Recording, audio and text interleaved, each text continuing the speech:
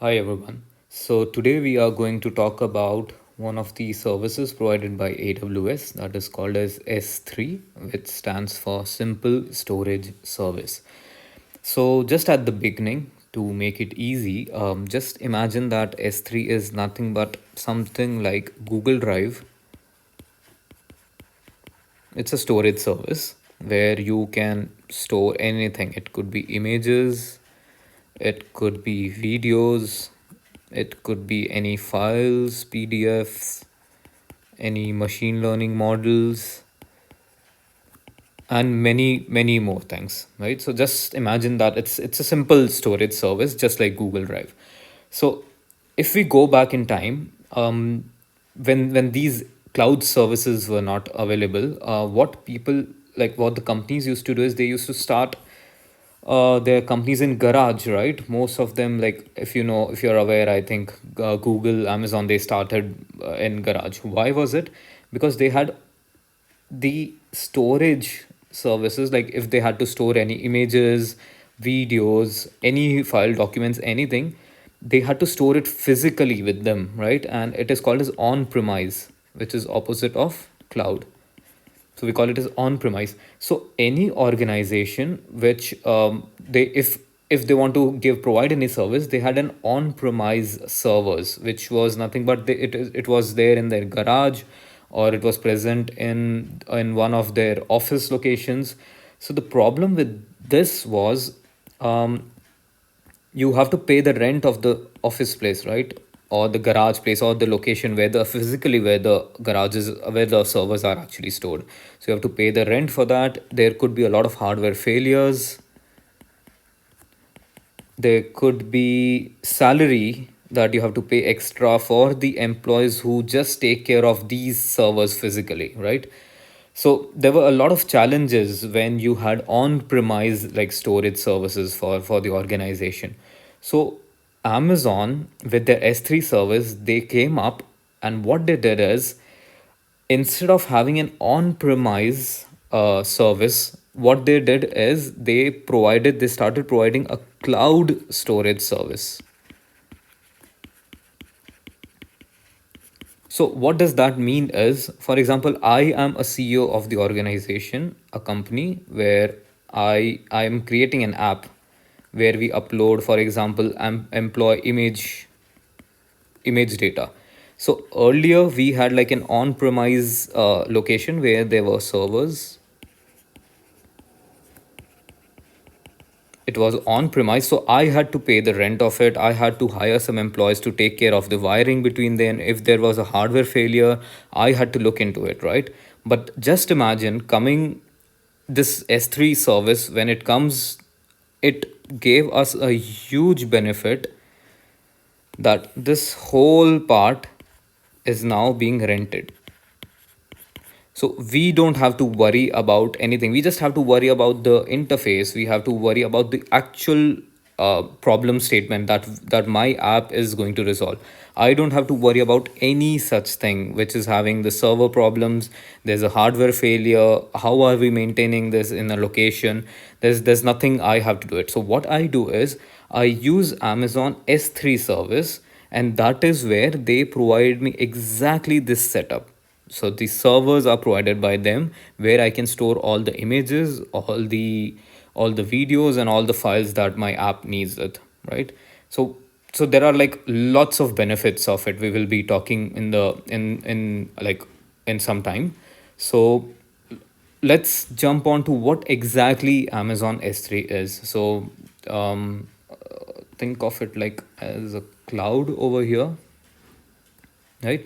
So it is used to store and retrieve any amount of data at any time from anywhere on the web, right? Whether it's an image, a backup file, a video, or even machine learning data, S3 can handle it, right? So inside S3 we have some logical containers, which we call it as like buckets. These are like buckets in the green color. A bucket is just like a logical container for storing objects, kind of like a folder which has some files in it, but it has more flexibility, more control, more visibility conditions, like visibility conditions in the sense this whole bucket, is it visibly for visible for the whole, accessible for the whole world, or is it some type of team who is accessible to, or many roles and permissions like that. So it's quite flexible.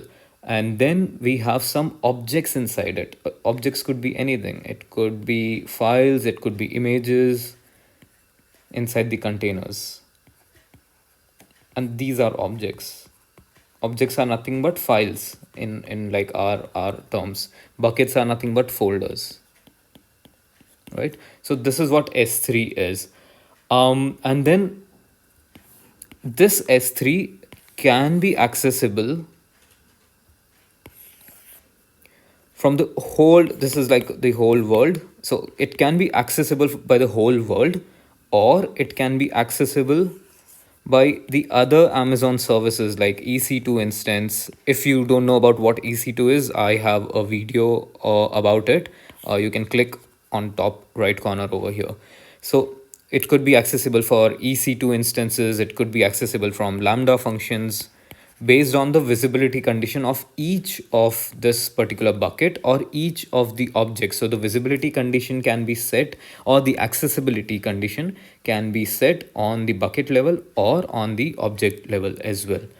What are the advantages? So one of the advantage, I said, like, you can control who can access that, right? So one of the advantages is access control. So we can make them public or restrict access with some IAM roles or bucket policies. And then another advantage is we have a versioning benefit. So if this is enabled, every update creates a new version instead of overwriting the existing file. So that means if there was already one document which was a version 1 of a file name ABC, you can again upload a new version of it, which we call it as version 2. Then we can upload it with a new version called as ABC version 3. If something happens bad with version 3, if there were a lot of errors, we can still go back to version 2, and then we can retrieve this particular file which of version 2, right? So there's one advantage of versioning as well. Pricing is really an important advantage. Why? Because you pay as you go, so the amount is based on how much you store, how much you need it. So there's nothing like an empty server here. Over here in the on premises, you had lots of empty servers. If they are not in use, but you still have to maintain the infrastructure, you still have to pay the rent for it, right? But there's nothing such in S3. You just have to pay for the services which you are taking. That's it. So it's pay as you go service.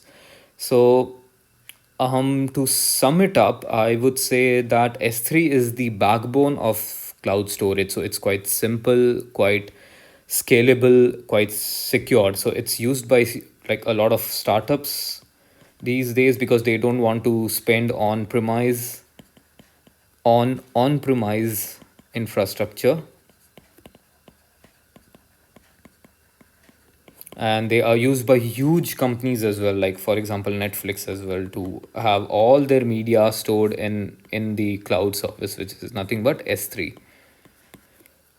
So I hope you understood what exactly S3 is. It's quite simple. Once you get like a hands-on experience on it, you will understand that it's really very simple. So if you like the video, please like and subscribe, and thank you. I'll see you in the next video.